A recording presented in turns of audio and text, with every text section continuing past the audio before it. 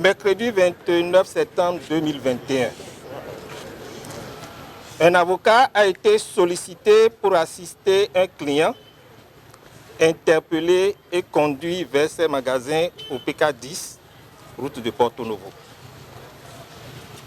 Il s'est rendu sur les lieux aux environs de 16h50 où il a été interpellé par des individus ne portant aucun signe d'identification. Tandis que l'avocat avait décliné son identité et sa qualité, il a été cependant brutalisé, violenté, son téléphone et son porte-carte contenant sa carte professionnelle arrachés et lui-même conduit manu militari au commissariat de police d'Ekpé. C'est dans ces conditions que le confrère a été gardé à vue dans les locaux du commissariat d'Ekpé de 16h50 à 23h10, sans qu'aucune charge ne lui ait été notifiée, pas plus qu'il ne lui a été permis de contacter les responsables de l'ordre, les membres de sa famille, encore moins un avocat, en dépit de sa demande à jouir de ses droits.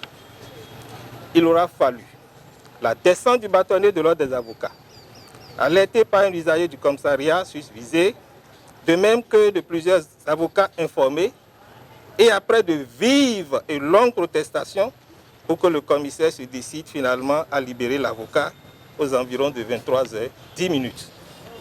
Il faut rappeler qu'informé de la situation, le bâtonnier avait pris le soin de contacter les autorités judiciaires au fin de les déterminer à mettre un terme à cet abus de droit. À de rares occasions, dans l'exercice de la profession et à travers tel ou tel de ses membres, notre barreau a eu à subir parfois des atteintes à la liberté de la défense. Mais jamais, aucun avocat n'a été victime de violences et de voies de fait, suivies d'enlèvement et séquestration dans l'exercice de son métier par les forces de sécurité publique et pour cause. Les avocats, auxiliaires de justice, concourent par leur travail à la manifestation de la vérité et partant à la bonne pratique judiciaire par leur assistance aux justiciables, y compris à l'État et à ses démembrements. Ce qui est arrivé à notre confrère nous paraît être le début du commencement de la légitimation des violences et des voies de fait contre l'avocat dans l'exercice de la profession et partant de la ruine à terme de celle-ci. Cela va au-delà de l'atteinte à la dignité et à l'honneur de la profession d'avocat dans notre pays. Et cet incident d'une exceptionnelle gravité survient, hélas, dans un contexte international où, en cette même année 2021, pour la première fois, la République du Bénin vient d'être admise à siéger au Conseil des Nations Unies pour les droits de l'homme. Ces faits d'une extrême gravité constituent une violation délibérée des normes tant nationales, communautaires qu'internationales notamment. L'article 7 de la Charte africaine des droits de l'homme et des peuples, l'article 5 du règlement numéro 5/CF UMOA, relatif à l'harmonisation des règles régissant la profession d'avocat dans l'espace UMOA du 25 septembre 2014, les articles 7, 8, 15, 17, 18 et 35 de la loi numéro 90-032 du 11 décembre 1990 portant constitution de la République du Bénin telle que modifiée par la loi 2019-40 du 31 octobre 2019 et enfin le livre préliminaire ainsi que les dispositions des articles 78 et suivants du Code de procédure pénale. Au terme des dispositions du livre préliminaire du Code de procédure pénale, toute personne suspectée ou poursuivie a le droit d'être informée des charges retenues contre elle.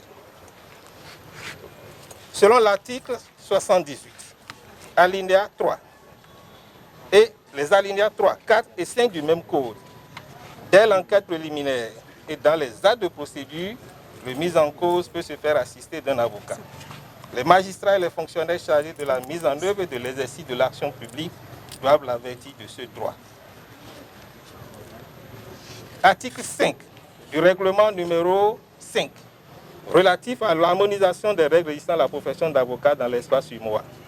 Les avocats assistent leurs clients de leur interpellation durant l'enquête préliminaire dans les locaux de la police, de la gendarmerie ou devant le parquet.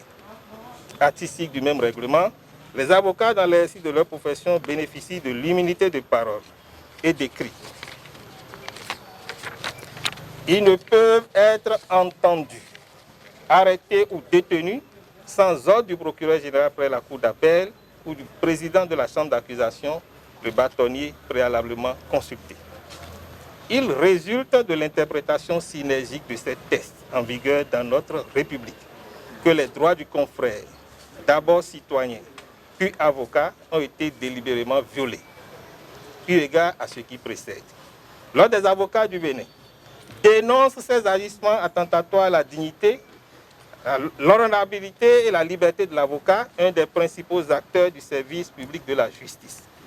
En conséquence, l'Ordre des avocats du Bénin tient pour responsables les agents auteurs de telles violations ainsi que leurs commanditaires.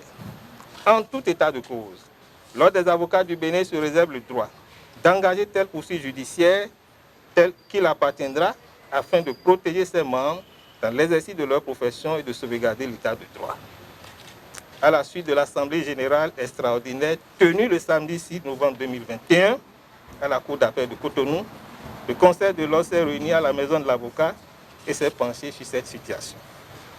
Tirant les conséquences de ces multiples violations à l'exercice de leur profession et prenant en compte l'appréciation de ces situations par l'ensemble des confrères au cours de la dite Assemblée générale extraordinaire, le Conseil de l'ordre décide du boycott par tous les avocats de toutes les audiences sur l'ensemble du territoire national à compter de ce jour, lundi 8 novembre au mercredi 10 novembre 2021 inclus. Fait à Cotonou le 8 novembre 2021, débattons.